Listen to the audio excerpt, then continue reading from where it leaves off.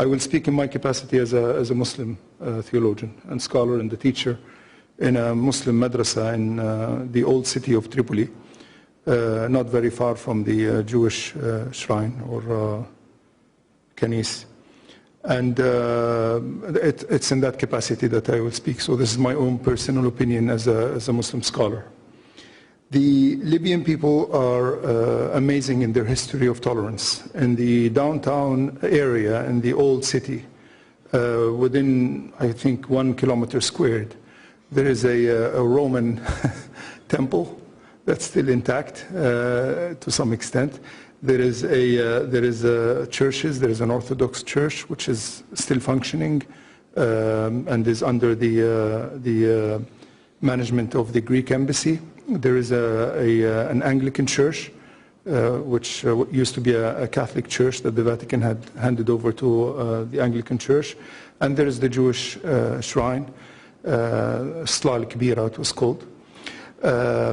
One thing I want to say is that this tradition of religious tolerance is very much alive in the hearts of Libyans. It's there as a stratum, as a base.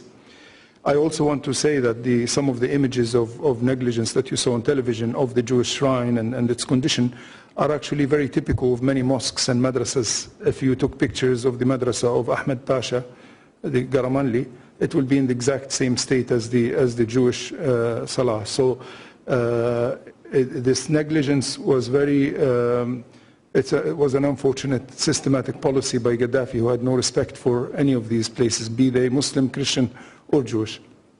This is one point.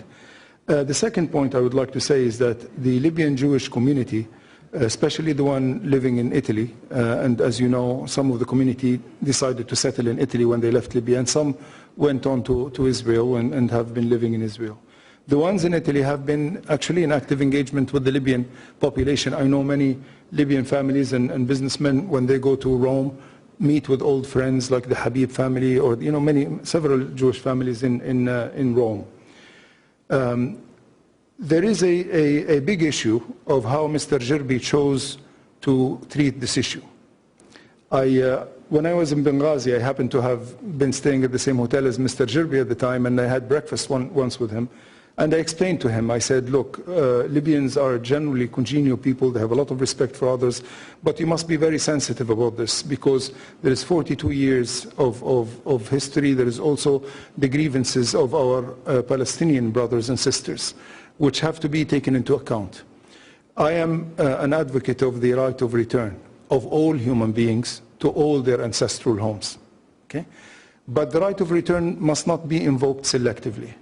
I believe that the right of return of Libyan Jews should be treated in the same package as the right of return of Palestinians to their homeland. So rather than make a dramatic scene of coming and being obstructed and so on, and making commotion and invoking feelings of hostility and shock and so on, in Tripoli just last week we had shrines, Muslim shrines of saints blown up by certain segments of our Muslim brothers. So the feelings are high, especially in a state of war. It was very unwise of Mr. Jirbi to have done that, with all due respect to him as a psychiatrist and a doctor and so on. So I believe that there should be some sort of a committee that discusses, and I would be very happy to participate in this. I've been involved in interfaith for a long time. I would be very happy to participate in any committee that discusses right of return in general in the region, so that when our Palestinian brothers get the right of return to Palestine, then of course our Jewish brothers who are living in Israel can have the right of return to Libya. But it has to be a comprehensive thing. We cannot be selective. It cannot be that Mr. Jirbi has a right of return to Tripoli, while Mr. Hussein or Saad has no right of return to Jaffa or Akka or these places. Great. So this is what I would like to say.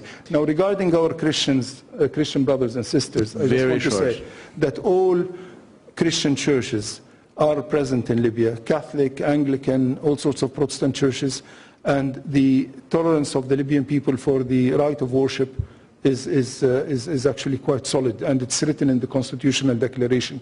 So I do not think that it will be a winter. On the contrary, I think it will be a spring for all.